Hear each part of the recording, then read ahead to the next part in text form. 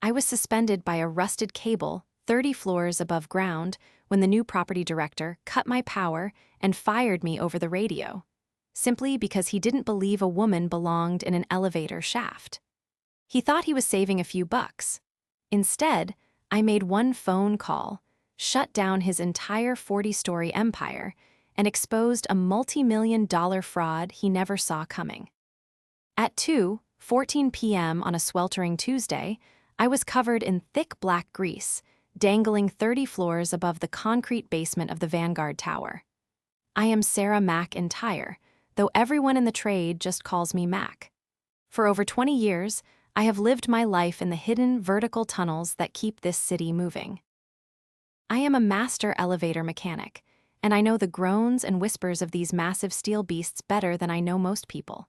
Today, car number 4 was throwing a massive temper tantrum. It was a high-speed express unit, a beautiful but temperamental piece of machinery that had stalled out right below the 30th floor landing. The Vanguard Tower was a crown jewel of the financial district, a 40-story monument of glass and steel filled with expensive suits who did not like taking the stairs. "Hand me the tension gauge, Danny," I called out, my voice echoing slightly in the vast, hollow space of the shaft. Danny, my 22-year-old apprentice, leaned over the top of the elevator cab from his secure tether. His bright yellow hard hat bobbed in the dim light. "Right here, Mac," he said, handing me the cold metal tool. Danny was a good kid, eager to learn and fiercely loyal. He knew that out of all the mechanics in the tri-state area, I was the one you wanted when the cables started groaning. "The governor mechanism is completely jammed," I explained, pointing my heavy-duty flashlight at the complicated mass of gears. "Someone bypassed the routine maintenance check last month." If this car had been fully loaded, the emergency brakes would have locked up so hard they would have cracked the guide rails. "Mr. Vance said the new management company was trying to cut corners," Danny muttered, wiping a streak of oil from his forehead. Mr. Vance was the veteran building manager. We had worked together for a decade. He was a good man, but lately he looked like he was carrying the weight of the world on his shoulders. The building had just been taken over by a massive national portfolio company, and the rumors of extreme budget cuts were already swirling. "Cutting corners on a 40-story drop is how people get hurt," I said, tightening my safety harness. The air in the shaft was stifling, smelling strongly of ozone, old dust, and industrial lubricant. "All right, I'm going to manually reset the primary relay. Keep your eyes on the secondary tension line." I reached deep into the mechanical housing. My hands were stained and scarred, proof of 2 decades of hard labor. I loved my job. I loved the physical reality of it. You either fixed the machine or you didn't. There were no office politics inside an elevator shaft, or so I thought. Just as my fingers closed around the heavy brass switch of the relay, a loud, metallic clunk echoed through the shaft. Instantly, the humming vibration of the elevator car ceased. The bright halogen work lights we had rigged up flickered and died. The emergency backup lights on the cab roof failed to engage. We were plunged into absolute, suffocating darkness. "Mac!" Danny's voice trembled slightly in the pitch black. "Don't move, Danny," I ordered, my voice calm but authoritative. "Stay exactly where you are. Your harness is secure." I reached for the emergency radio clipped to my tool belt. The power hadn't just tripped. The main breaker for the entire bank had been manually thrown. Someone had cut our power while we were working in the most dangerous zone of the building. I pressed the button on my radio, the static breaking the heavy silence. "Vanguard Security, this is Mac in Shaft 4. We just lost all main and auxiliary power on the 30th floor. What is the status down there?" The radio hissed violently before a voice came through. It wasn't security. It was a voice I had never heard before, crisp, arrogant, and dripping with condescension. "This is Richard Sterling," the voice crackled over the radio. "I am the new regional property director for Vanguard Tower, and as of this exact moment, you are trespassing on my property." I blinked in the darkness, adjusting my grip on the radio. "I'm sorry, did you say trespassing? This is Sarah McIntyre. I am the lead licensed mechanic for the union. I'm currently suspended above Car 4, trying to fix a critical failure that your management team neglected. A harsh, humorless laugh echoed through the tiny speaker. I know exactly who you are, Sarah.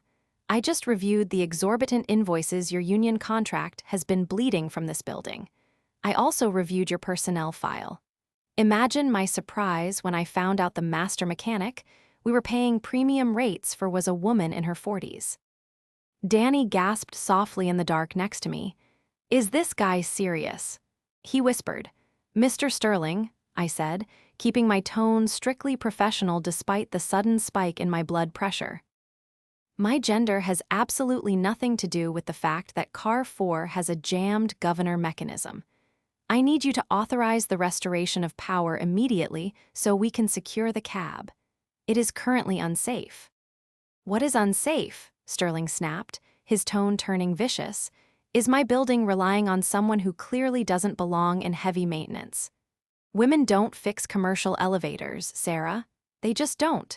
It's a man's job, requiring physical strength and technical competence that you frankly cannot guarantee. I am terminating your union contract, effective immediately. I gripped the radio so hard my knuckles popped. You cannot terminate a union contract over the radio because of your personal prejudices, Sterling. And you certainly cannot cut power to an active shaft while mechanics are suspended in it. That is a massive safety violation. I am the regional director, he sneered. I can do whatever I deem necessary to optimize this property. I have my own maintenance crew coming in tomorrow morning. A real crew. They will handle the repairs at a fraction of your cost. Listen to me very carefully, I warned, my voice dropping to a dangerous whisper. You are playing with people's lives. I am the only licensed mechanic currently authorized to touch this specific high-speed system. If you leave this car hanging on a jammed governor, you are risking a catastrophic freefall. You need me to secure this. I don't need you to do anything except pack up your little tool belt and get out of my building, Sterling retorted. You have exactly 20 minutes to clear out your locker, or I will have you arrested for criminal trespassing. How are we supposed to get out? Danny yelled toward my radio, unable to contain his panic. We're 30 floors up in the dark. Use the manual emergency hatch and climb the access ladder, Sterling replied coldly. Consider it a fitness test. Now get off my frequency. We are done here. The radio clicked dead. Total silence rushed back into the dark shaft. I hung suspended in the abyss, the reality of the situation washing over me. This arrogant millionaire had just fired me over the radio, insulted my decades of hard-earned expertise, and left me and my apprentice stranded 30 floors up in the pitch black. He thought I was just some easily intimidated worker he could brush aside to save a few dollars. He thought he held all the cards. Mac, Danny asked, his voice shaking. What do we do? I slowly clipped the radio back onto my belt. In the darkness, a slow, grim smile spread across my face. We climb, Danny, I said quietly. And then I make a phone call. Climbing a vertical access ladder in complete darkness is a terrifying experience, even for a seasoned veteran. Every rung feels slippery. Every shift in weight echoes loudly down the endless cavern below. We had to rely entirely on the small, weak emergency flashlights clipped to our collars. Nice and slow, Danny, I instructed, my voice steady to keep him calm. 3 points of contact at all times. Don't look down. Just focus on the cold metal in front of your face. It took us 15 agonizing minutes to scale the 30 feet from the roof of the stalled elevator to the manual release doors on the 31st floor. My arms burned and my muscles ached, but the physical strain was nothing compared to the quiet, burning anger building in my chest.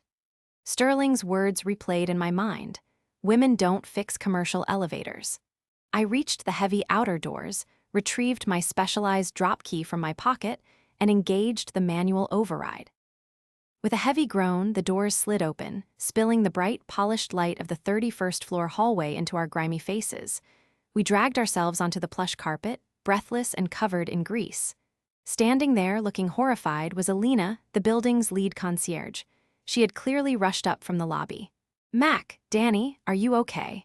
Elena gasped, rushing forward with a handful of clean towels. Mr. Vance told me what happened. He's furious, but Sterling threatened to fire him on the spot if he interfered. We're fine, Elena, I said, wiping a thick layer of oil off my cheek. Just a little unplanned cardio. Is Sterling still in the building? He's down in the management suite, gloating, Elena said, her voice dropping to an angry whisper. He's telling everyone he just saved the company $50,000 a month by getting rid of the overpriced union workers. I stood up, unbuckling my heavy tool belt. The sheer arrogance of the man was astounding. He didn't save anything, Elena. He just signed a death warrant for this building's transit system. Car 4 is hanging by a thread, and without power, the secondary brakes can't properly engage if the primary gives out. What are we going to do, Mac? Danny asked, looking utterly defeated. I need this apprenticeship. I have student loans. I placed a reassuring hand on Danny's shoulder. Don't worry about your apprenticeship, kid. You're still with me. I turned back to Elena. Has Sterling brought in his new crew yet? Not yet. He said they start tomorrow morning, she replied. Elena, I need you to do exactly as I say, I instructed, my tone shifting from mechanic to tactician. Go back to the lobby. Act normal. Do not mention the state of Car 4 to anyone, especially Sterling. Let him think he has won. Elena nodded nervously. Okay, but what are you going to do? I'm going to follow his orders, I said smoothly. I'm going to go down to the basement, pack up my locker, and leave the premises as requested. Danny stared at me in disbelief. We're just going to walk away, after what he said to you. We are walking away from the Vanguard Tower, yes, I replied, grabbing my heavy gear bag. Because, as of right now, I am no longer legally responsible for the catastrophic safety violations in this building. Richard Sterling is. I walked toward the service elevator, the one that still had power, my boots leaving faint, greasy footprints on the pristine tile. Come on, Danny, I called back over my shoulder. We have a very important phone call to make to a very old friend of mine named Joe Grimsby. At 8:15 a.m. the following morning, a thick fog hung over the financial district, masking the top floors of the Vanguard Tower. I sat in a faded red vinyl booth at O'Malley's Diner, exactly across the street from the building's glittering glass entrance. The diner smelled strongly of burnt dark roast coffee and frying bacon. Beside me, Danny nervously stirred a packet of sugar into his tea, his eyes darting to the tower every few seconds. Mac, are you sure we should just sit here? Danny asked, his voice tight with anxiety. Mr. Vance texted me. He said Sterling was parading his new, budget-friendly maintenance crew through the lobby at 7 o'clock this morning. I took a slow sip from my thick porcelain mug, letting the bitter coffee wake up my senses. I am absolutely sure, kid. We are officially off the clock. But I want to see exactly who Richard Sterling hired to touch my high-speed express cabs. At exactly 8:40 a.m., I got my answer. 2 unmarked, rust-spotted white cargo vans pulled up to the service entrance of the Vanguard Tower. There were no company logos on the doors, no union identification numbers, and no state certification placards. A group of 5 men piled out, carrying cheap canvas tool bags that looked entirely inadequate for heavy-duty commercial elevator repair. They didn't even have the proper heavy-grade safety harnesses. Unmarked vans, I muttered, my stomach tightening with a deep professional dread. Those aren't mechanics, Danny. Those are day laborers. Sterling hired an unlicensed ghost crew. But they don't know the first thing about Car 4's jammed governor mechanism, Danny whispered, his eyes widening in horror. If they try to force the primary relay without manually securing the secondary tension line first, the safety brakes will misfire. I finished for him, setting my mug down with a hard clack against the Formica table. And the electrical feedback will trip the main fire suppression board. We didn't have to wait long. At 9:22 a.m., the morning rush was in full swing. Thousands of corporate employees were filing into the lobby, demanding to be taken to their desks. Suddenly, a muffled, resonant boom echoed across the street, heavy enough to rattle the diner's large plate glass window. It sounded like a bank vault door slamming shut underwater. 3 seconds later, the Vanguard Tower's exterior strobe lights began flashing violently. The building's automated evacuation alarms triggered, a piercing, high-decibel wail that cut through the city traffic. People began pouring out of the revolving glass doors, looking panicked and confused, abandoning their briefcases and coffees on the pavement. "They did it," Danny breathed, standing up from the booth. "They forced the relay." Within 4 minutes, the heavy, thundering sound of diesel engines drowned out the street noise. 3 massive red fire engines from Battalion 4 turned the corner, sirens blaring and air horns blasting, jumping the curb to park directly in front of the Vanguard Tower Plaza. I watched as Captain Reynolds, a grizzled 30-year veteran of the fire department and a man who knew me by my first name, leapt from the lead truck. He began barking orders, his crew unrolling heavy canvas hoses and grabbing their heavy entry axes. "All right, Danny," I said quietly, dropping a $20 bill onto the diner table. The trap Sterling had blindly walked into was now fully set. "The smoke and the sirens are here. It's time to make my phone call." I stepped out of the diner and into the chaotic morning air. The wail of the fire engines was deafening, and the smell of ozone and burning electrical wiring was already drifting across the avenue from the Vanguard Tower. I pulled my heavy, protective canvas jacket tighter around my shoulders, reached into my pocket, and pulled out my cell phone. I scrolled past my usual contacts and stopped at a number I hadn't dialed in 3 years. The contact name simply read, Grimsby. Joe Grimsby was currently the chief city safety inspector for the entire metropolitan area. He commanded a small army of bureaucratic enforcers who could shut down a city block, condemn a skyscraper, or freeze a multi-million-dollar development project with a single stroke of a pen. But 15 years ago, Joe was just a terrified, overworked rookie inspector on the old Hudson Street municipal project. Back then, Joe had missed a severely frayed suspension cable on a freight elevator during his final sign-off. If that cable had snapped, people would have died, and Joe would have gone to federal prison. I was the mechanic who found his mistake 12 hours later. Instead of reporting him to the state board and ending his life, I quietly swapped the massive steel cable overnight, taking a formal union reprimand for unauthorized overtime maintenance. Joe kept his badge. He climbed the ranks, and he swore to me, with tears in his eyes and a dusty supply closet, that if I ever needed a wrecking ball, all I had to do was call. The phone rang twice before a deep, booming voice answered. "Mac Entire, to what do I owe the pleasure? Tell me you aren't calling to yell at me about the new permit fees." "Good morning, Joe," I said, my voice steady against the backdrop of blaring sirens. "I'm not calling about permit fees, I'm calling to collect." The line went dead silent for a long, heavy 3 seconds. When Joe spoke again, all the jovial warmth was gone. He was pure, cold authority. "Name the target, Mac." "Richard Sterling," I replied, watching a squad of firefighters rush into the Vanguard Tower lobby. The new regional property director for the Vanguard Group. Yesterday afternoon, he fired me over the radio because he said women don't belong in elevator shafts.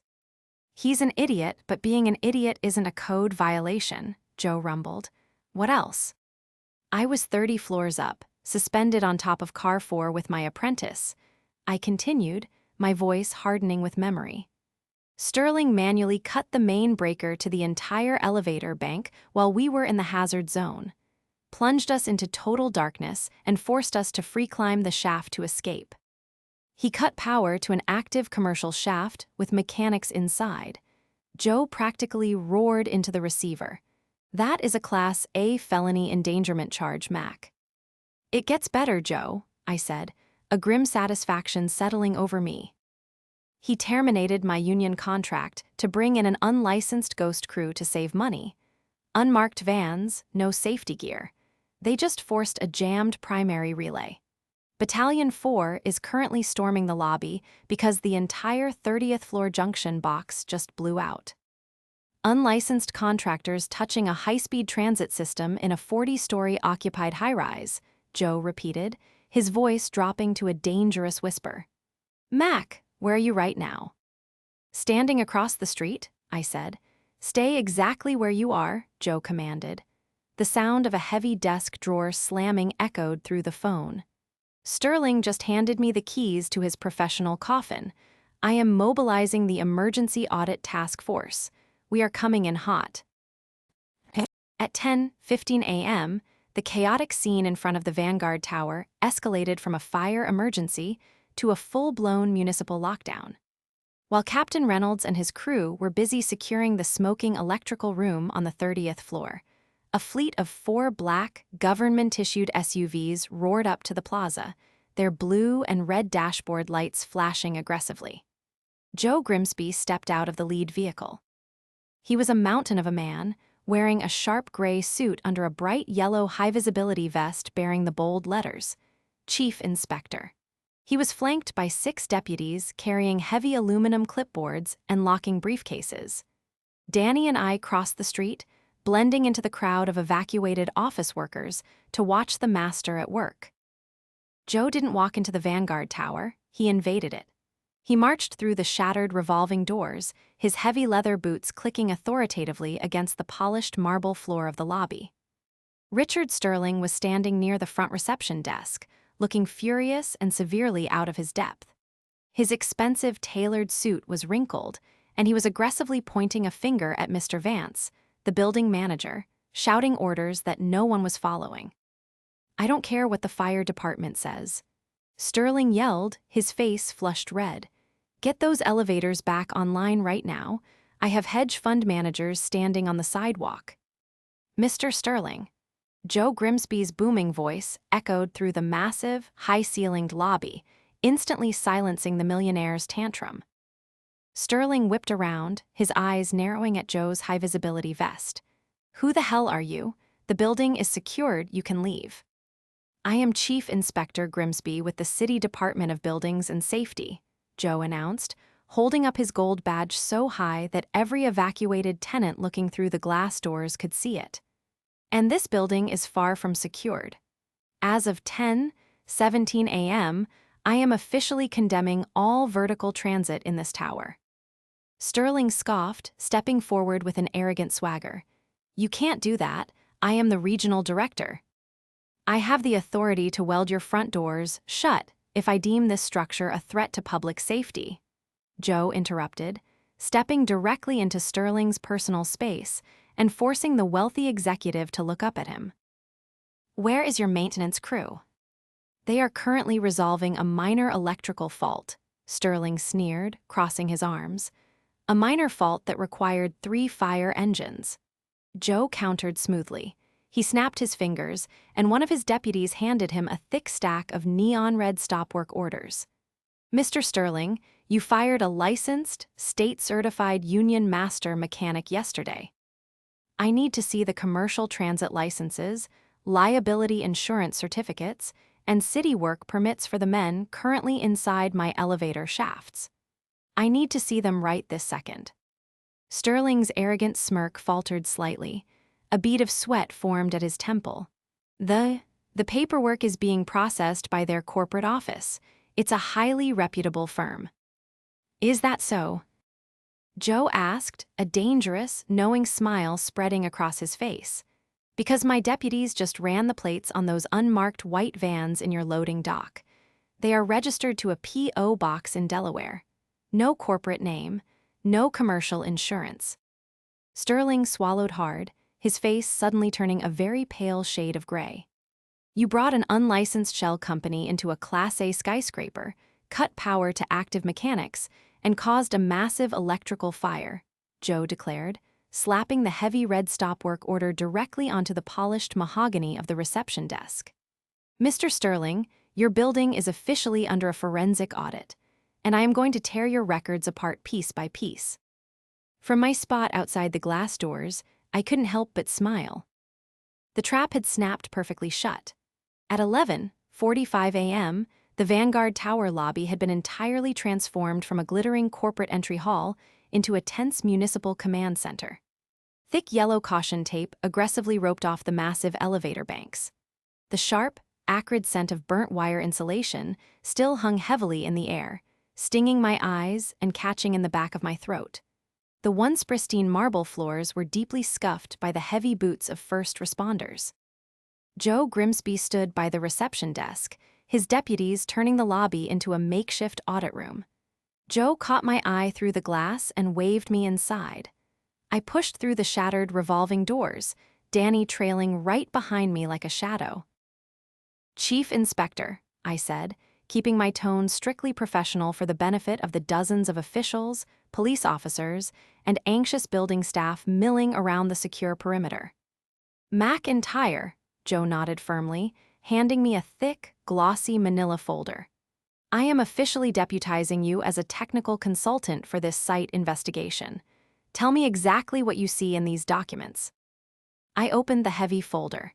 It was the vendor contract for the unmarked vans currently sitting in the loading dock. The company was listed as Apex Vertical Solutions, registered to a simple P.O. box in Delaware. I scanned the itemized billing sheet and immediately scoffed. "This is a joke, Joe," I said, tapping the heavy paper with a grease-stained finger. "They are billing the Vanguard Group at 80% of my premium union rate. But those guys out there didn't even have basic OSHA-approved safety harnesses. They are day laborers making minimum wage. Someone is pocketing a massive profit margin." Mr. Vance, the veteran building manager, was standing nearby, nervously wringing a damp cloth handkerchief between his shaking hands. "Mr. Sterling personally fast-tracked that vendor approval late last night," Vance whispered, looking over his shoulder toward the closed management suite. "He completely bypassed standard procurement protocols. He told me it was an absolute executive emergency." Joe's eyes narrowed, a cold, predatory gleam flashing in them. He turned to one of his deputies, a sharp-looking woman holding a ruggedized government tablet. "Run the routing numbers on the Apex Vertical Solutions payment accounts. Trace the corporate officers through the state tax registry." 10 tense minutes passed. The only sounds were the distant, static crackle of fire radios and the frantic typing on the deputy's glowing screen. Finally, she looked up, her expression incredibly grim. "Chief," she said, her voice echoing slightly in the vast lobby space. "Apex is a phantom shell entity. The parent holding company is a private equity trust, and the sole beneficiary of that trust is Richard Sterling." The air in the room seemed to freeze completely. Danny gasped softly beside me. "Embezzlement," Joe rumbled, the heavy word dropping like an anvil onto the marble floor. "Sterling wasn't just a sexist, arrogant executive trying to cut corners. He was a thief. He had fired me and endangered a 40-story skyscraper just to funnel millions of dollars in maintenance, budget directly into his own personal pockets. He had weaponized his prejudice as a smokescreen to illegally terminate my contract, replacing me with a fake company he secretly owned. Just then, the heavy mahogany doors of the management suite banged open. Richard Sterling marched out, holding a sleek silver smartphone to his ear, his face a mask of furious, arrogant panic. "I don't care what the city says, get me my corporate lawyers now." Sterling shouted into the phone. Joe Grimsby stepped squarely into Sterling's path, blocking him with his sheer, imposing physical bulk. He held up the tablet displaying the undeniable financial routing trace.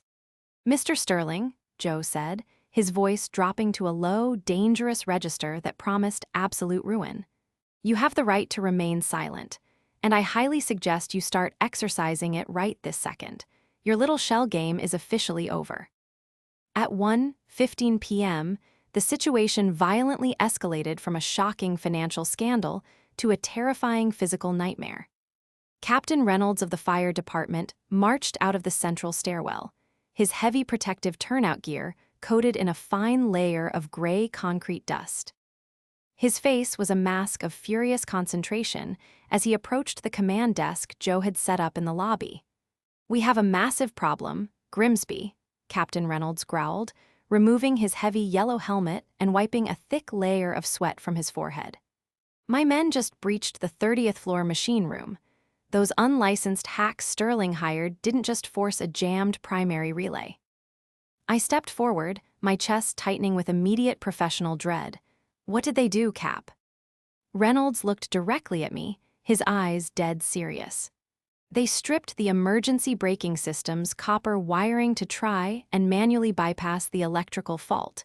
They effectively lobotomized Car 4. It is currently hanging by the main hoist ropes, and the tension blocks are visibly slipping off the sheaves. The structural integrity of the carriage is failing as we speak. A cold, terrifying chill swept over me despite the sweltering heat radiating from the crowded street outside.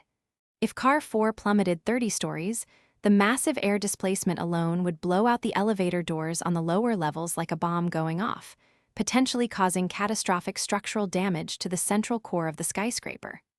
"Evacuate," Joe ordered instantly, his voice slicing loudly through the ambient noise of the lobby. "Get absolutely everyone out now." "I'm already sounding the general alarm," Reynolds said, grabbing his shoulder radio to issue the command. "But we have over 2,000 people still trapped on the upper floors. We have to walk them down the narrow emergency stairwells. It will take hours." The piercing, high-decibel wail of the building's secondary evacuation sirens suddenly tore through the air. The bright strobe lights flashed with blinding intensity. The heavy, chaotic thud of thousands of panicked footsteps began to echo violently from the stairwells as a flood of corporate workers, terrified and confused, began to pour into the lower lobbies. "We can't just let that car hang there while vulnerable people are evacuating past the active shaft," I said, my mind racing rapidly through the mechanical schematics of the Vanguard Tower. "If it drops while the stairwells are full, the vibration and air pressure will cause mass panic and severe injuries." "The main power grid is totally dead on the upper levels, Mac," Reynolds warned sharply. "We cannot engage the electronic safeties." "We don't need electronics," I said, grabbing my heavy canvas gear bag off the floor with grim determination. I turned to my young apprentice. "Danny, grab the heavy-duty mechanical clamps and the braided steel winch from the truck. We have to go up to the roof motor room and manually clamp the hoist ropes directly to the structural I-beams." Sterling, who was currently sitting handcuffed to a metal transit bench nearby waiting for the police transport, sneered viciously. "You're going to climb 40 flights of stairs carrying 50 pounds of solid steel gear. You're a woman in your 40s. You'll have a heart attack before you hit the 10th floor." I didn't even bother looking at him. I simply slung the heavy tool bag over my shoulder, the thick canvas straps digging painfully but comfortingly into my collarbone. "Let's move, Danny," I ordered, my voice hard and entirely focused. For the next 50 minutes, my entire world narrowed down to the grueling, burning agony of climbing endless concrete stairs. The stairwell was an absolute oven, packed tightly with terrified, sweating people pushing down while Danny and I aggressively fought our way up. Every single muscle in my legs screamed in protest, my lungs burning fiercely as I gasped for the stale, dusty air. But I didn't stop. I pictured the arrogant, sexist smirk on Sterling's face, and I kept climbing, step after agonizing step, determined to save the building he had callously tried to destroy. By 3:30 p.m., the Vanguard Tower Plaza looked entirely like an active war zone. 6 different local news helicopters buzzed angrily overhead, their high-definition cameras trained constantly on the massive, evacuated glass structure. The late afternoon sun beat down relentlessly on the cordoned-off streets, reflecting blindingly off the polished marble of the building's grand facade. Danny and I finally stumbled out of the roof access stairwell and back into the main lobby. My hands were heavily blistered, my heavy work coveralls were completely soaked in sweat, and my knees were trembling uncontrollably. But Car 4 was finally secure. We had manually bolted the heavy steel clamps directly into the roof's solid structural I-beams. The massive elevator wasn't going anywhere. Joe Grimsby was standing tall under a massive pop-up command tent erected on the sweltering sidewalk, entirely surrounded by a swarm of anxious city officials and armed police officers. He was staring intently at a laptop screen, actively engaged in a highly heated video conference call. As I limped closer, I could clearly hear the booming, furious voice projecting loudly from the laptop's small speakers. It was the mayor of the city. I want the Vanguard Group's operating license completely suspended across the entire metropolitan district. The mayor shouted, his face red and visibly distorted on the small digital screen. This is a public relations disaster of epic proportions, and I will not have my city footing the bill for this level of extreme corporate negligence. You have paralyzed my financial sector. We have diverted a quarter of the city's emergency resources to babysit a skyscraper because some corrupt executive wanted to play shell games with the essential maintenance budget. We have the immediate situation fully contained, Mr. Mayor, Joe said calmly, his deep, resonant voice acting as a steady anchor in the chaotic storm. The critical structural hazard has been neutralized by a certified union master mechanic, but the federal criminal investigation is just beginning. Richard Sterling was sitting firmly in the back of a police cruiser nearby, the heavy door left wide open due to the oppressive heat. He was no longer yelling angrily. He was no longer arrogantly demanding his high-priced lawyers. The untouchable aura of the millionaire executive had completely evaporated into thin air. He looked utterly hollow and broken, his incredibly expensive suit soaked with nervous sweat and completely ruined with gray concrete dust. He stared blankly down at his polished Italian leather shoes, finally realizing the catastrophic magnitude of his selfish actions. He hadn't just fired a mechanic to satisfy his petty prejudices. He had directly triggered a massive citywide emergency, brazenly exposed his own multi-million-dollar corporate fraud to the federal authorities, and publicly humiliated the massive national corporation that employed him. A sleek, elongated black limousine with heavily tinted windows suddenly pulled past the police barricades, flashing a special high-level corporate access badge to the skeptical perimeter officers. It rolled to a remarkably smooth stop right in front of the bustling command tent. Mr. Vance, the veteran building manager, who had been sitting exhaustedly on the hot concrete curb with his head buried in his hands, suddenly bolted upright, his face completely draining of all healthy color. "Oh no," Vance whispered loudly, his voice trembling heavily with a potent mix of awe and pure terror. "They're here." "Who is exactly here?" I asked, wincing as I wiped a thick smear of dark industrial grease from my forehead with a heavy cotton towel Alina had quickly handed me. "The board of directors," Vance replied, pointing a visibly shaking finger at the idling limousine. "The National Executive Oversight Committee. They must have flown in directly on the private corporate jet the exact second the fraud alert hit the financial wire." The heavy rear door of the limousine opened incredibly slowly. A sharp, impeccably dressed woman stepped out onto the hot, crowded pavement. She wore a tailored charcoal suit that commanded immediate, absolute respect, her expression completely unreadable as she surveyed the smoking, flashing disaster zone.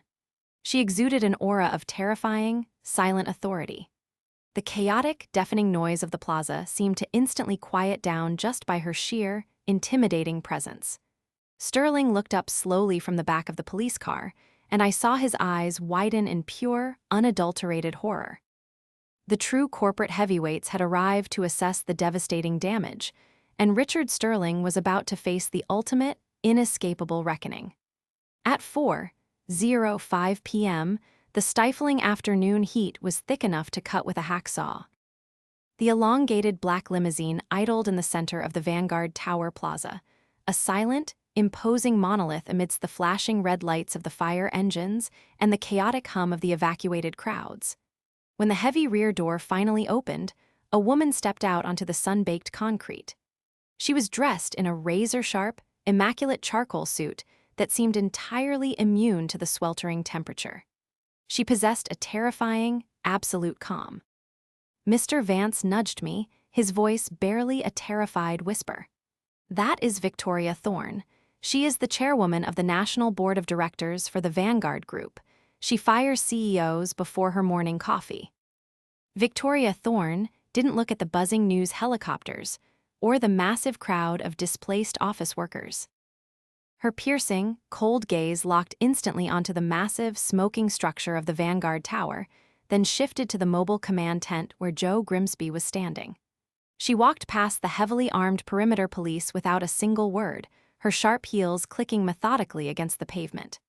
"Chief Inspector Grimsby," Victoria said as she approached the tent, her voice a perfectly modulated tone of corporate authority. She extended a single, manicured hand. "I am Victoria Thorne. I represent the Vanguard Group's national interests. Please tell me why my flagship financial property is currently a municipal crime scene." Joe shook her hand firmly. He didn't blink. He reached down to his folding table, picked up the glossy manila folder containing the financial audit, and handed it directly to her. "Ms. Thorne," Joe rumbled, his voice echoing over the ambient noise. "At 8:15 this morning, your new regional property director, Richard Sterling, brought an unlicensed, unbonded ghost crew into this building to perform highly specialized heavy maintenance on a high-speed transit elevator. They bypassed critical electrical safeties, caused a massive fire, and nearly dropped car 430 stories into the basement." Victoria opened the heavy folder, her eyes scanning the complex routing numbers and the Delaware P.O. Box registration. She did not flinch, but the temperature around her seemed to drop 10 degrees. "Furthermore," Joe continued, crossing his massive arms over his chest, "my forensic team has successfully traced the payments for this unlicensed crew. The company, Apex Vertical Solutions, is a fraudulent shell entity completely owned by a private equity trust. The sole beneficiary of that trust is Richard Sterling. He fired my licensed union mechanics to funnel millions of dollars of your corporate maintenance budget directly into his own offshore bank accounts." Victoria closed the folder with a sharp, decisive snap that sounded like a gunshot in the tense air. She turned slowly on her heels, her eyes locking onto the back of the police cruiser, where Richard Sterling sat sweating and trembling in his ruined, dust-covered designer suit. "Bring him to me," Victoria commanded the nearest police officer. Two burly officers hauled Richard out of the back of the cruiser and dragged him over to the command tent. He looked pathetic. The arrogant, sexist millionaire who had mocked me over the radio just 24 hours ago was entirely gone. He was shaking uncontrollably, his tie undone, his face smeared with grease and fear. "Victoria, please, you have to listen to me," Richard stammered, his voice cracking violently. "This city inspector is completely out of control. The union mechanics were overcharging us. I was just trying to optimize the regional budget. It was a simple administrative oversight." Victoria Thorne looked at him as if he were a disgusting insect that had crawled onto her immaculate Italian leather shoes. "An administrative oversight, Richard. You embezzled $4 million from this firm and nearly killed 2,000 of our most valuable corporate tenants to cover your tracks." At 4:45 p.m., the shadows of the surrounding skyscrapers began to stretch long and dark across the Vanguard Plaza. The atmosphere was incredibly tense, completely silent except for the low, rumbling idle of the massive diesel fire engines. Everyone, the police, the firefighters, the displaced corporate workers, was watching the absolute destruction of Richard Sterling. "I am the regional director."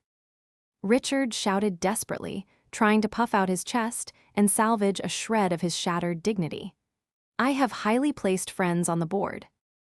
You cannot just take the word of some bitter, middle-aged female mechanic and an overgrown city bureaucrat. I demand my corporate legal counsel." Victoria Thorne stepped so close to Richard that he was physically forced to lean back.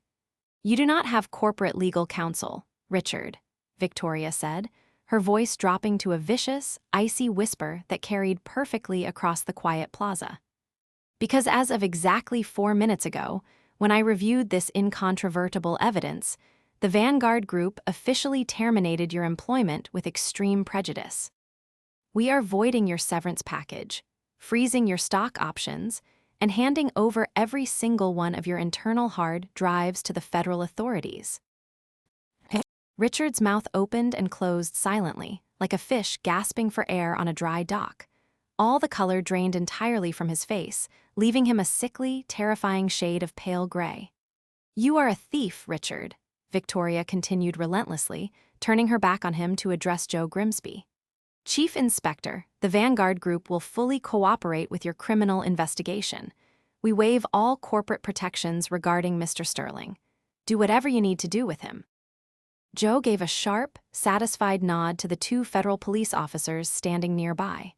They moved in instantly, grabbing Richard firmly by the shoulders. The loud, heavy metallic click of the steel handcuffs ratcheting tightly around Richard's wrists echoed beautifully in the late afternoon air. "Richard Sterling, you are under arrest for grand larceny, corporate fraud, and 3 counts of felony reckless endangerment," the lead officer recited, his voice completely devoid of any sympathy. As they marched him back toward the cruiser, Richard finally locked eyes with me. I was standing next to Danny, my heavy canvas tool bag slung over my shoulder, my face covered in the very grease and grime that Richard had so arrogantly mocked over the radio. I didn't smile. I didn't gloat. I just stared back at him with the quiet, unshakable confidence of a woman who knew exactly what she was worth. He looked away first, completely broken, as the heavy door of the police car slammed shut, sealing his fate. "Mac," Joe Grimsby said, walking over to me with a rare, genuine smile on his rugged face. He extended his massive hand. "I believe my debt to you is officially paid in full." "Paid in full, Joe," I agreed, shaking his hand firmly. "Thank you." Suddenly, Victoria Thorne was standing right beside us. She looked at my grease-stained coveralls, then up at the towering, secure structure of the Vanguard Tower. "Are you the master mechanic who manually secured Car 4 from the roof?" Victoria asked, her tone shifting from icy anger to genuine, calculated respect. "Yes, ma'am," I replied proudly. "Sarah McIntyre." My apprentice Danny and I climbed the 30 floors and clamped the hoist ropes to the structural beams. "The elevator is entirely stable." "Ms. McIntyre," Victoria said, her eyes calculating rapidly, "please ensure your phone is on tomorrow morning. The Vanguard Group has a very massive, very expensive mess to clean up, and I have a feeling we are going to need a master to fix it." 2 weeks later, at 10:00 a.m., I found myself sitting in the absolute pristine silence of the Vanguard Group's national boardroom, located on the top floor of a different, fully functional skyscraper across the city. The contrast from the dark, grimy, stifling elevator shaft where this ordeal had begun was entirely surreal. I was wearing my best tailored suit, though my hands still bore the faint, permanent calluses of 2 decades of heavy mechanical labor. Victoria Thorne sat at the head of the massive, polished oak table. She slid a thick, heavy, gold-embossed contract across the smooth wood toward me. "Richard Sterling's shell companies have been entirely dismantled, and he is currently sitting in a federal holding cell awaiting trial," Victoria announced smoothly. "However, he left our regional maintenance division in absolute ruins. We need someone to rebuild it from the ground up. We need someone who understands the physical reality of these buildings, not just the numbers on a spreadsheet." I looked down at the contract. The title at the top of the page read, "Regional Director of Transit and Structural Maintenance."